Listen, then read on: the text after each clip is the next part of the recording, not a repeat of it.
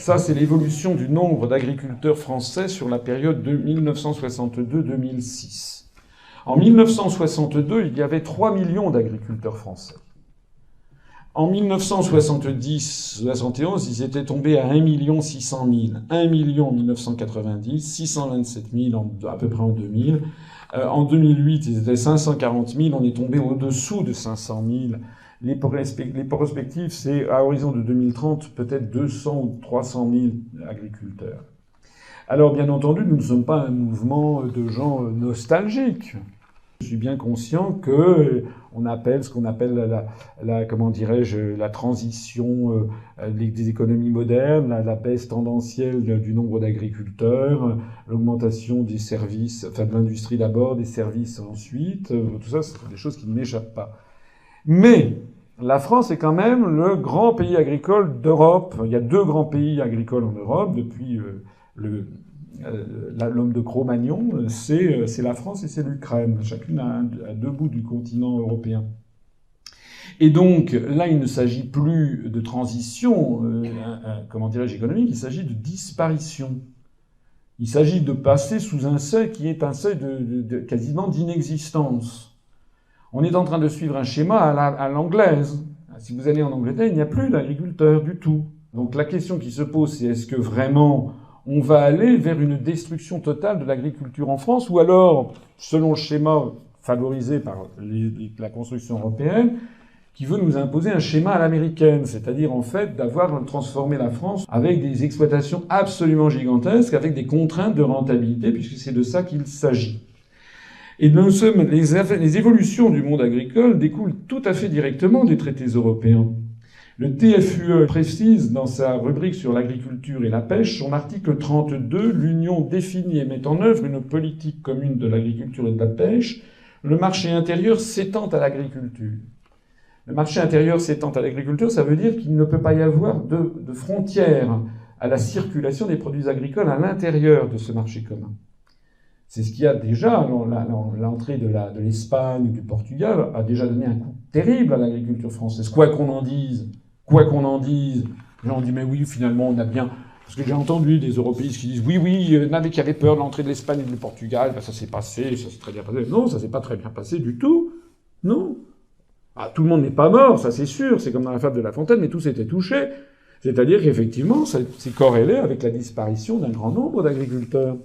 Et puis de toute façon, il n'y a plus que ça maintenant, parce que ce n'est plus la seule raison, il y a également, n'est-ce pas, le fait que l'article 39, la politique agricole commune a pour but d'accroître la productivité de l'agriculture en développant le progrès technique, en assurant le développement traditionnel de la production agricole ainsi qu'un emploi optimum des facteurs de production, notamment de la main-d'œuvre.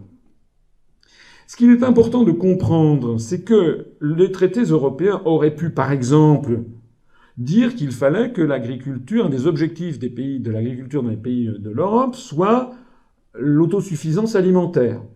Ça aurait pu être un objectif. C'est d'ailleurs un objectif que tous les hommes d'État, on en est singulièrement dépourvus, mais que tous les hommes d'État, tout au long de l'histoire de tous les pays du monde, se sont toujours à l'esprit. Nul ne sait de quoi l'avenir est fait. Il est très important qu'un pays puisse être sûr à tout instant de pouvoir nourrir son propre peuple. Surtout quand on est un pays agricole comme la France. Ça, c'est complètement perdu de vue. Mais la réalité de l'agriculture, c'est qu'elle disparaît à toute allure, d'autant plus qu'on ne l'a pas seulement mise en contact avec les productions agricoles d'Espagne ou du Portugal, mais également avec les productions agricoles du monde entier.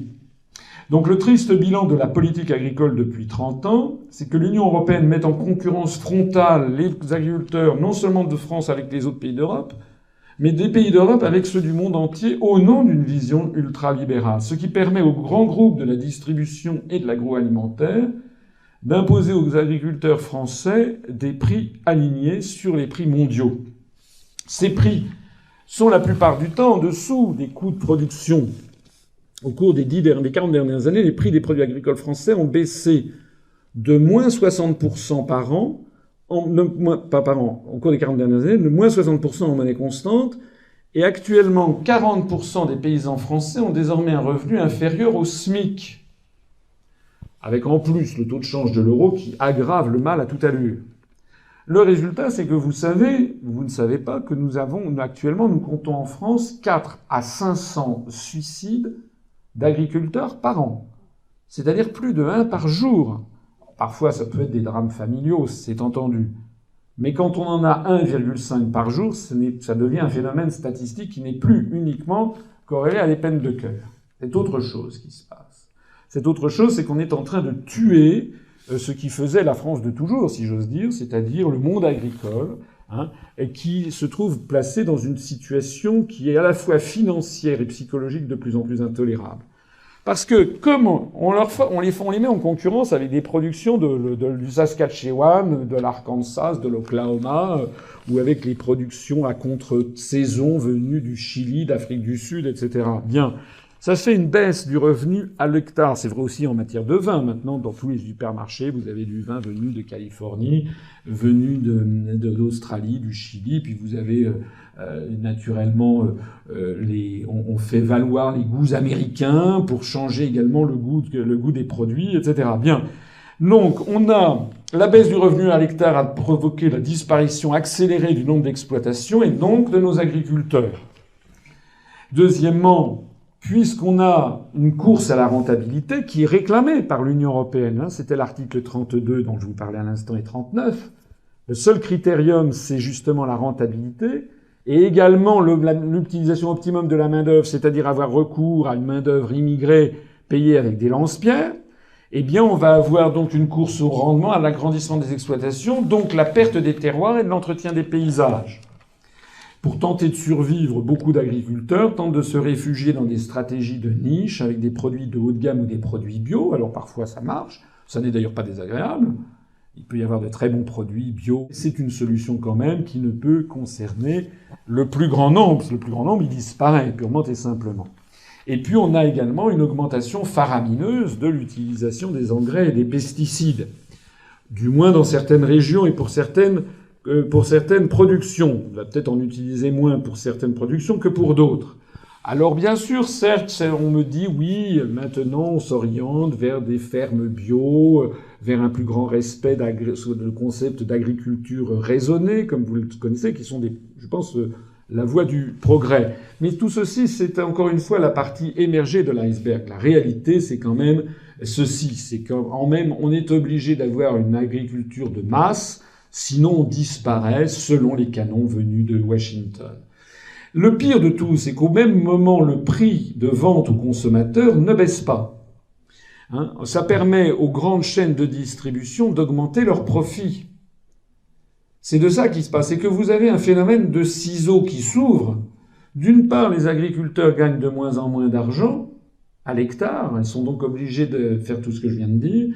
Et d'autre part, les consommateurs, eux, ne voient pas du tout baisser le prix dans les hypermarchés. Alors, quel est le mystère ? Le mystère, il est très simple. C'est qu'au bout du compte, la politique agricole commune s'est progressivement dénaturée et est devenue un instrument au bénéfice quasiment exclusif des groupes financiers qui contrôlent l'agroalimentaire et la distribution au détriment de l'agriculture et des agriculteurs. Les réalités économiques qui sont imposées par le marché commun agricole et par l'orientation ultralibérale des traités européens, eh bien, pousse à une destruction progressive et rapide de notre modèle agricole. Un exemple des conséquences de la construction européenne, dans la filière fruits et légumes, par exemple, ils ont besoin de beaucoup de main-d'œuvre à l'été. Donc, les producteurs français sont placés dans une situation impossible. La législation française impose le SMIC. En gros, de l'ordre de 9 à 10 euros de l'heure pour les ouvriers saisonniers. Or, les ouvriers saisonniers, c'est presque exclusivement travailler 9 à 10 euros de l'heure pour ramasser, par exemple, des cerises ou des choses comme ça dans les vergers. C'est presque exclusivement des salariés agricoles venus du Maghreb, de la Turquie ou des pays de l'Est, de la Pologne, de l'Ukraine et de la Moldavie. Mais au même moment, le SMIC n'existe pas en Allemagne. Il n'existe pas, en tout cas, il existe par branche, mais il n'existe pas dans l'agriculture. Ce qui fait que les concurrents allemands, eux, payent les mêmes ouvriers saisonniers 5 à 6 euros de l'heure. Donc le résultat des courses, ça veut dire qu'il y a une distorsion de concurrence. Et donc, qu'est-ce qu'ils font? Ben, les agriculteurs, la chambre d'agriculture qui s'occupe des questions de fruits et légumes, la filière fruits et légumes, avait saisi le Premier ministre, Monsieur Fillon, en disant il nous faut au moins des dédommagements. Et donc, la France a voulu dédommager ses agriculteurs pour ce qui revient à fonctionnaliser les agriculteurs. Ça revient encore une fois à dénaturer leur métier. Au lieu qu'ils cultivent et qu'ils qu'ils vivent du produit de leur, il faut qu'ils partent dans des circuits labyrinthiques de paperasse et d'administration pour essayer de survivre. Et en plus de tout, eh bien, naturellement, la Commission européenne a interdit à l'État de pallier cette distorsion de concurrence par des aides aux agriculteurs en considérant que c'était contraire à la libre concurrence, dont je vous ai rappelé que dans l'article 32, eh bien, il est prévu que les produits agricoles obéissent au système du marché intérieur. Le résultat de tout ça, c'est que il n'y a pas 50 mystères, il n'y a pas 50 solutions, hein. Ça veut dire que puisqu'on place les agriculteurs français dans une situation de concurrence sans limite, avec par exemple les agriculteurs allemands sur cette filière, c'est un exemple mais qui montre au jour le jour pourquoi la construction européenne est en train de nous détruire, eh bien, soit on maintient la législation française du SMIC à 9-10 euros de l'heure. Pourquoi parce que j'estime qu'on n'a pas à traiter les gens comme des chiens, et qu'ils, toute peine, méritent un salaire décent. Donc, on maintient le SMIC à 10 euros de l'heure, et à ce moment-là, ben, on sombre, parce que ça n'existe pas en Allemagne. D'ailleurs, le modèle allemand dont on nous rebat les oreilles en ce moment, vous savez qu'il y a quand même des gens très pauvres en Allemagne, et qui sont payés d'ailleurs de plus en plus avec des lance-pierres. Bon. Donc, soit ça, soit, eh bien, on est obligé de supprimer le SMIC en France. On y va tout droit. Nous proposons la troisième voie, c'est-à-dire de dire, nous, on en sort. On sort de ce système. Nous avons le droit de vouloir maintenir notre identité. Nous avons le droit de vouloir défendre un modèle qui est à la fois un modèle agricole et un modèle social. La conclusion, c'est que l'agriculture française est sur la voie du déclin. L'agriculture française est dépassée désormais par l'agriculture allemande. C'est une chose qui aurait été inconcevable il y a encore 5 ans. Les dégâts ne sont pas seulement financiers, ils sont aussi d'ordre moral. La prolifération des réglementations européennes retire aux agriculteurs ce qui faisait l'un des attraits les plus forts de leur métier, à savoir la liberté. Liberté de travailler la terre comme ils le souhaitaient, d'utiliser les semences comme ils le voulaient. La construction européenne est ainsi en train de tuer financièrement, physiquement, mentalement, le grenier agricole de l'Europe qui était la France depuis des siècles. Ça n'est pas pour rien qu'il y a 4 à 500 agriculteurs qui se suicident par an. On va parler à juste titre d'ailleurs des gens qui se suicident chez France Télécom, mais on ne parle pas assez des agriculteurs qui se suicident. Donc c'est la raison numéro 3 de sortir de l'Europe. Si nous voulons que les agriculteurs français sauvent leur agriculture et leurs agriculteurs, alors il faut que la France dénonce juridiquement plusieurs articles des traités européens, notamment les articles 32 et 39 du traité sur le fonctionnement de l'Union européenne.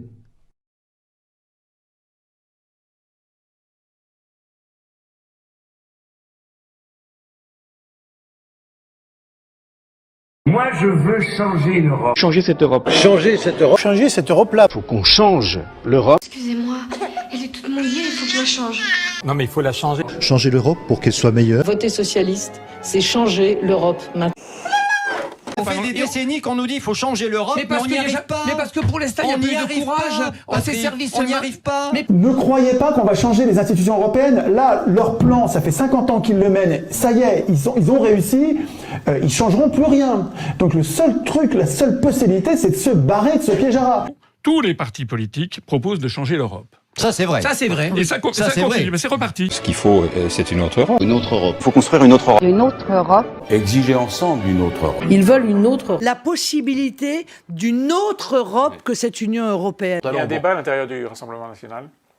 Il n'y a plus de débat, puisqu'il n'est plus question de sortir de l'Union européenne, il est question de la réformer très sérieusement pour que ça cesse d'être une machine administrative, technocratique. Nous, l'objectif ultime est un objectif de refondation de l'Union européenne, mais du grenier à la cave. C'est de bâtir une Europe enfin utile. En finir avec cette Europe de l'argent, construire enfin l'Europe des gens, l'Europe de l'humain et de la planète d'abord. même Nathalie Loiseau aujourd'hui nous explique il faut une Europe qui protège. Mais laquelle? Ça fait 30 ans qu'ils nous la promettent, l'Europe qui protège. Alors je le dis ici, l'Europe doit être repensée, l'Europe doit être refondée. Nous devons refonder notre Europe. Refonder cette Europe. La refondation, effectivement, est nécessaire. Pour une autre Europe radicalement différente. Qu'est-ce qu'on fait? On sort de l'Europe ou alors on change l'Europe?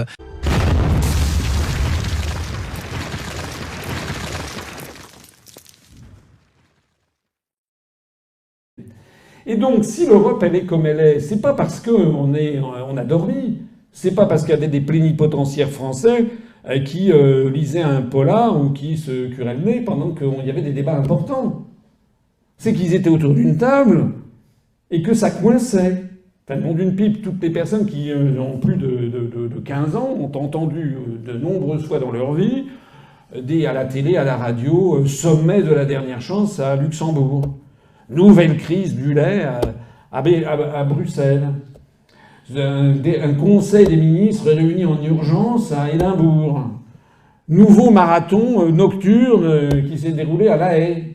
Enfin, il n'y a que ça depuis 60 ans. Les gens se sont étripés depuis 62 ans, depuis 1957, le traité de 25 mars 1957, du traité de Rome, parce qu'il fallait faire des compromis. Et donc on est arrivé à la situation actuelle qui sont des traités qui sont le résultat fatal de 28 visions différentes. Et il se trouve que la France, c'est la France. Et la France, elle n'est pas majoritaire dans sa vision du monde en Europe. Depuis l'entrée notamment des pays de l'Est anciennement communistes, les pays ultra-libéraux prédominent. Le modèle anglo-saxon prédomine en Union européenne. Et donc les gens qui vous disent « je vais changer d'Europe », comme se font fort de le faire, madame, enfin tout le monde, tous les autres, tous ceux que j'avais autour de moi, ils font comme si les autres pays, les 27 autres, allaient se dire « effectivement, nous reconnaissons que la France, ça ne lui plaît pas. Et donc nous allons revenir sur les avantages que nous avons obtenus il y a 17 ans et demi, pour faire plaisir à Paris. » Ça n'arrivera jamais. Hein, ceux qui vous disent, voilà, il faut faire une taxation sur les transactions financières. Parce que moi aussi, j'aurais pu être ministre depuis très longtemps. Hein. Je sais faire. Hein. Cette belle idée européenne. On ne peut pas la laisser tomber, la laisser attaquer par les populistes. L'Europe, c'est la paix. Nous devons en revanche imposer une Europe qui défende les services publics, une Europe qui protège les citoyens, une Europe qui impose les taxations financières, une Europe qui ne soit pas sous la coupe des États-Unis, une Europe qui participe au développement des pays de la francophonie, une Europe qui favorise la sécurité sociale pour tous. Je peux vous dire ça peut durer toute l'après-midi. Hein. Alors je suis sûr que je passe sur TF1 20h, ça c'est certain. Le problème c'est que si je ne le fais pas, c'est parce que je vous respecte, parce que je sais que ça n'aura pas lieu, parce que les autres n'en veulent pas. Voilà. Vous n'avez jamais invité un candidat comme François Asselineau, par exemple. Ce serait dommage, ça serait un peu dommage dans le service public qu'on n'entende pas des candidats. Moi, il me manque pas. Écoutez, vous, il vous manque un peu moins, mais